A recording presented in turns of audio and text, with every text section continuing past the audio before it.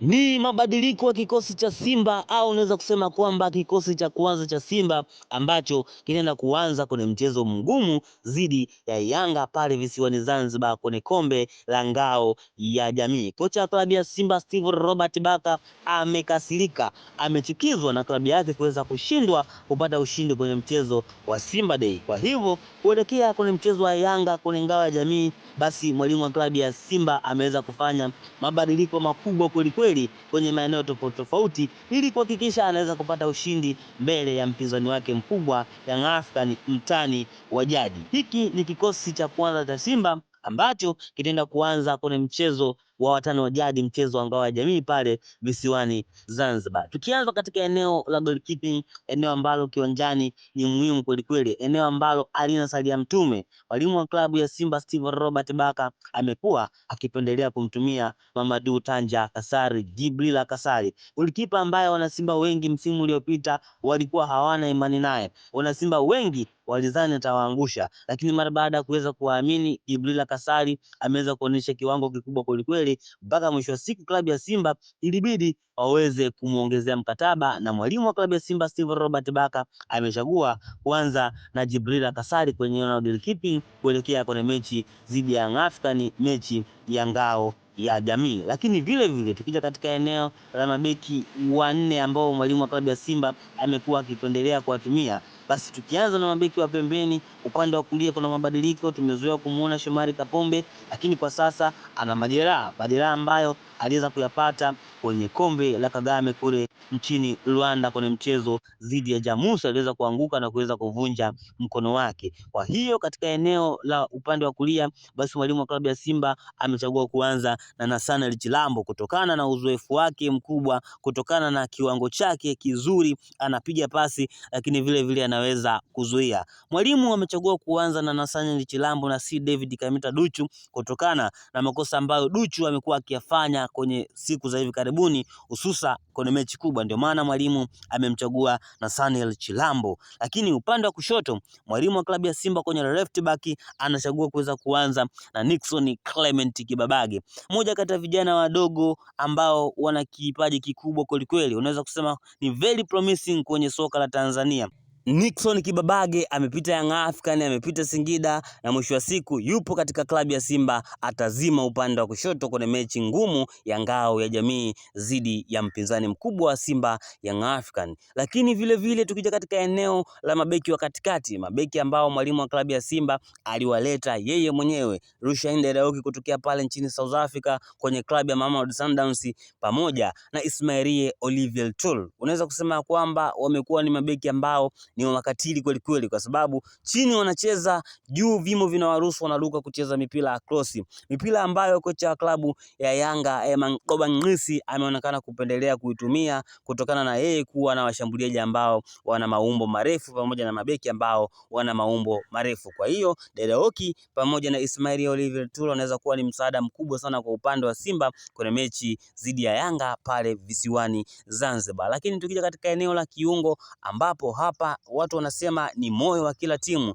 is the heart of any team. Eneo la kiungo ukilishinda, basi unaenda kushinda mchezo husika. Mwalimu wa klabu ya Simba amekuwa akipendelea kutumia viungo watatu wenye majukumu tofauti. Kwanza kabisa amekuwa akimtumia kiungo mmoja mkabaji ambaye ni Yusufu Ali Kagoma, moja kati ya viungo ambao wanakaba kweli katika ligi kuu yetu ya NBC Premier League ni Kelvin Nashoni, Yusufu Ali Kagoma. Na kwenye mechi dhidi ya Young Africans, mwalimu wa klabu ya Simba basi amechagua kuweza kuanza na Yusufu Ali Kagoma kama kiungo wake mkabaji. Lakini vile kwenye viungo wale watatu atakuwepo Ibrahimu Jabali. Yeye atakuwa ni kiungo ambaye anakaba kwa tahadhari, lakini lengo lake kubwa, lakini kazi yake kubwa itakuwa yeye ni kuweza kupandisha mashambulizi kuelekea juu, yani kuitoa timu chini na kuipeleka juu kutokana na uwezo wake mkubwa wa kupiga pasi. Tumemshuhudia kwenye mechi takriban 2 Ibrahimu Jabali kutokea pale nchini Nigeria kama usajili mpya,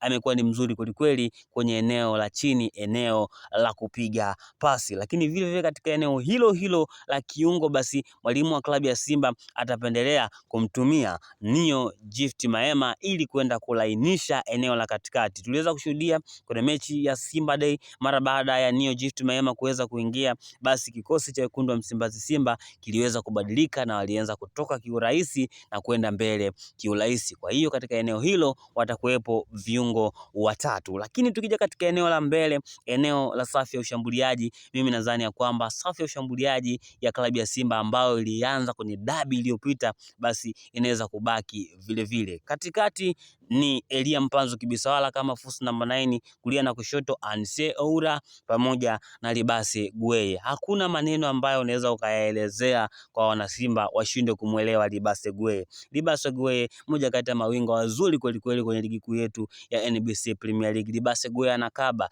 Libase Gueye anapiga mashuti, Libase Gueye ana force. Hususan Simba ambapo inakutana na timu ambayo inakabia nyuma, wamekuwa wakimtumia sana Libase Gueye kuweza kufungua mabeki wa timu pinzani kutokana na uwezo wake wa kuweza kumpunguza mmoja mpaka wawili. Lakini pia upande wa kulia kule ni Anse Oura, mafundi kweli wa mpira, mmoja kati ya ball carrier kuweza kuchezea katika ligi yetu ya Tanzania. Atacheza upande ule, atawasha moto upande wa kulia Anse Oura. Lakini katikati hapa basi ni Elia Mpanzu Kibisawala ambaye amekuwa akicheza kama force number 9 kutokea msimu uliopita, kutokana na kasi yake, kutokana na jicho lake la kuweza kuona goli, basi mwalimu ilibidi amtoe katika maeneo ya pembeni na kuweza kumtumia kama force number 9. Elia Mpanzu Kibisawala amesogezwa kabisa karibu na goli. Hiko ndicho kikosi cha kwanza cha Simba ambacho kitaweza kwenda kuanza kwenye mchezo mgumu dhidi ya wananchi Young African. Lakini vile vile mwalimu wa klabu ya Simba amekuwa akipendelea kuswitch formation hususan katika kipindi